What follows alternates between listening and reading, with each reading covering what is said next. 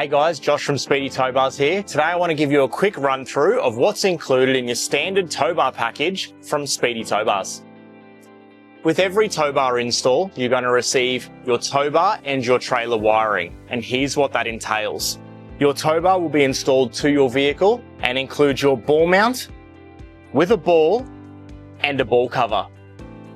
Your trailer wiring will be installed using either a universal or vehicle-specific wiring harness and mounted into a 7-pin flat trailer plug. Now with your 7-pin trailer plug install, this includes your tail lights, your brake lights, and both of your indicators. Anything like electric brakes, Anderson plugs, or 12-pin plugs are a separate install. What's supplied in your towbar install is designed to go on and allow you to tow a trailer as soon as you leave our premises. However, if your trailer or your caravan requires things like electric brakes or any other 12-volt accessories, at the time of booking, this is where you need to let our team know.